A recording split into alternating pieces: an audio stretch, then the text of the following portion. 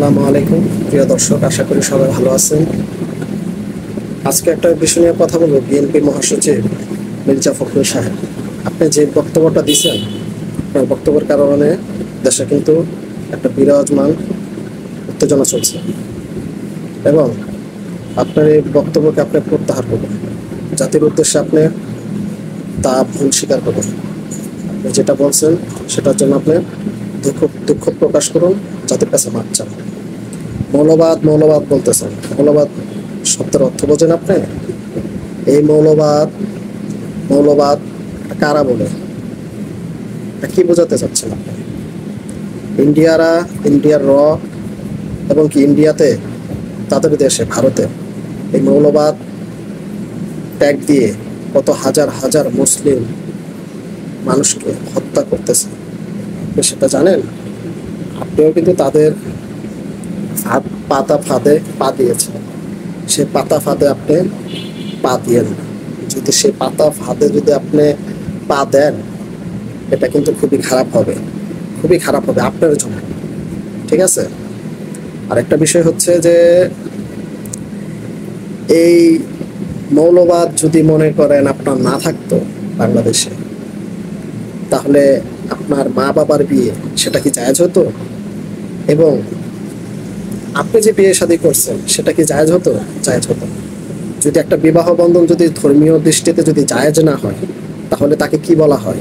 সেই ঘর থেকে যখন সন্তান হয় তাকে কি বলা হয়? জারজ সন্তান।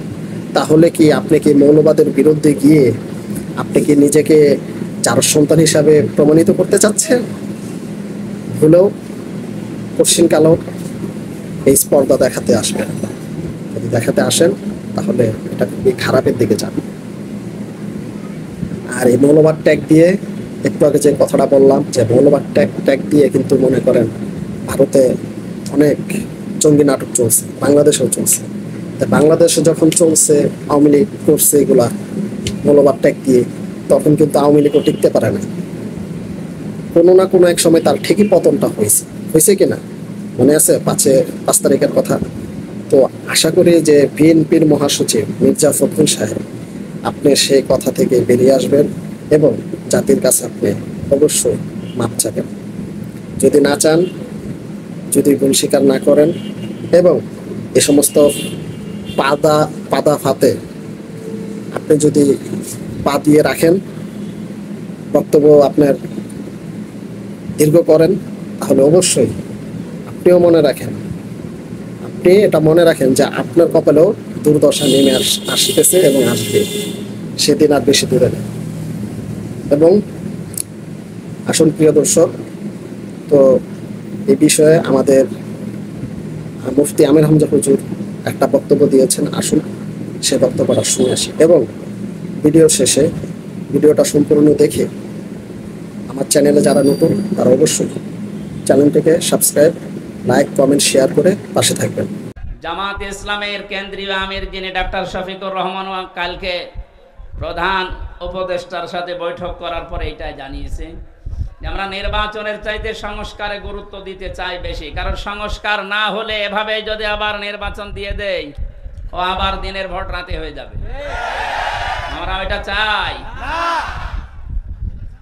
খুব খেয়াল করে পথ চলা লাগবে। অতি ইসলাম দেখাতে গিয়ে বাইরের রাষ্ট্রগুলোর কাছে দেশকে অপমানিত এবং টার্গেটে ফেলবেন না।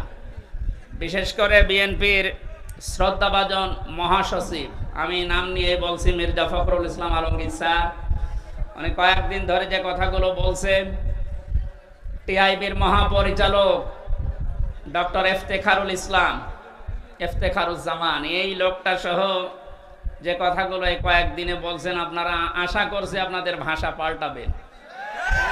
কিছু হলে আলেমদের নামে, দেশে ইসলামপন্থীদের নামে মৌলবাদ ট্যাগ দিয়ে দিচ্ছে। আপনি কি জানেন এটা বাস্তবতা কি? এই মৌলবাদ ট্যাগ দিয়ে ইন্ডিয়া এবং ওদের দোসর যারা, তারা এই দেশের হাজার হাজার মানুষকে গুম করেছে। এই মৌলবাদ ট্যাগ দিয়ে হাজারো মানুষকে জেল খাটিয়েছে, হাজারো মানুষকে দুনিয়া থেকে বিদায় করে দিয়েছে। ওই শব্দটা আবার ওদের ফাঁদে পড়ে যদি আপনি এ দেশে বারবার বলতে থাকেন, লা তাজিদান্না আশাদ্দান নাসি আদাওয়াতাল লিল্লাযিনা আমানুল ইয়াহুদা ওয়াল্লাযিনা আশরাকু, সূরা মায়েদার 82 নম্বর আয়াত। মানে আল্লাহ 1500 বছর আগে ফতোয়া দিচ্ছেন, হে নবী, এই পৃথিবীতে মুসলমানদের জন্য জঘন্যতম শত্রু হিসাবে দুইটা জাতি কাজ করবে, একটা ইহুদি আর একটা খ্রিস্টান। ইহুদিরা যে আমাদের শত্রু এটা তামাম দুনিয়ায় প্রমাণিত, ইসরাইল। খ্রিস্টানরাও শত্রু। এ ঘোষণা কি আমি নিজে দিলাম না আল্লাহ দিয়েছেন?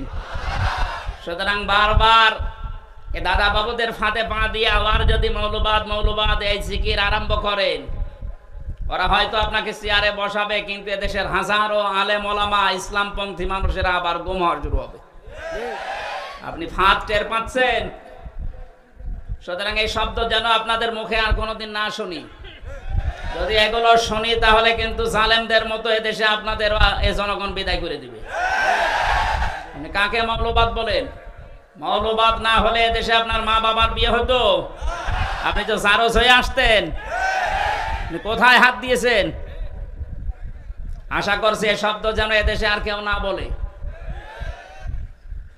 এই ধোয়া তুলে কিন্তু এই 15.5 বছর ওরা এই থালা বাজিয়ে ওরা আমাদের উপর অত্যাচার চালিয়েছে। এটা রেকর্ড হচ্ছে, সারা দেশে কালকে যাবে। সবাই সাবধান, সে যে দল করেন আপনি করেন, কিন্তু এই শব্দটা কোনো ইসলামপন্থী আলেম ওলামাদের নামের আগে যদি আপনি ব্যবহার করেন, সত্যিই কিন্তু আপনার খবর আছে। কালকে 151 জন আলেম এদেশে, প্রথিতযশা আলেম যারা, সৈয়দ কামাল উদ্দিন জাফরি সহ আমার নামও আছে, 151 জন আলেম বিবৃতি দিয়েছে, পত্রিকা আপনারা দেখতে পাচ্ছেন।